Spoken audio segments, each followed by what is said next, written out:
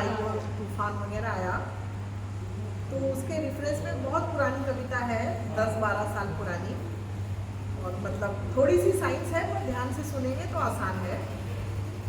कविता का शीर्षक है सावन। तो इस सावन में मैंने 2 कविताएं लिखी थी, सेकेंड पार्ट है उसका।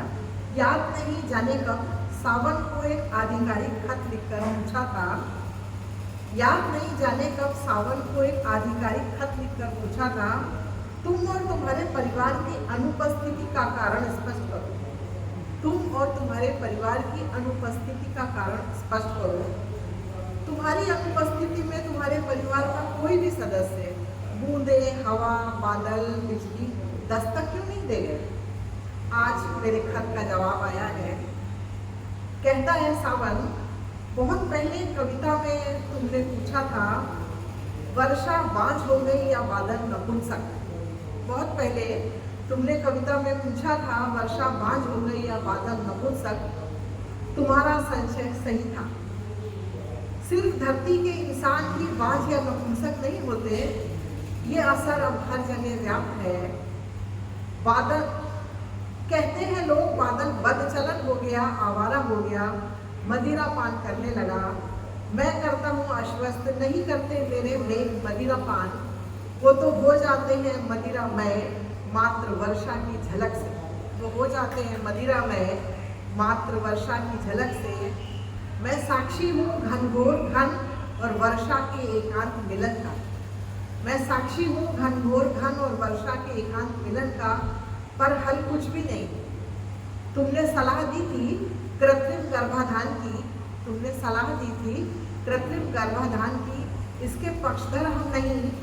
भेजोगे इसके लिए तुम सिल्वर आयोडाइड और ड्राई आइस।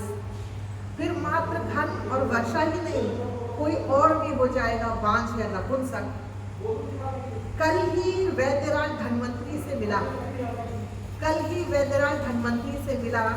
कहते हैं बादल का वीर्य पतला हो गया है, शुक्राणुओं की संख्या चिंताजनक स्तर तक कम है और वर्षा के गर्भ में रिसौली है। अंडकों का आकार असामान्य है, फिर भी हम प्रयासरत हैं। तुम भी प्रयासरत रहो, आशावाद रहो।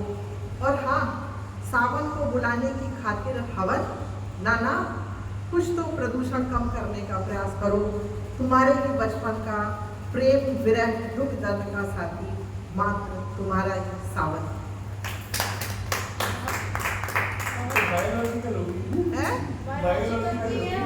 क्योंकि दुबई में अभी आर्टिफिशियल रेन की वजह से जो वहाँ बाढ़ आई, इसी वजह से तो आई है ना। वो बहुत दिन से ये कर रहे थे आर्टिफिशियल रेन 1-2 महीने से कर रहे थे, हो नहीं रही थी, और एक साथ हो गई पूरे 1 महीने की, 1 दिन में। एक और वही साइंस पर ही है पर बहुत छोटी सी है, ये भी पुरानी है। तब जब अणु विराट होना चाहता था, अणु मतलब बहुत छोटा, तब जब अणु विराट होना चाहता था, उस चाहत में कितनी बार टूटा, भटका, झटका, बना, बिगड़ा।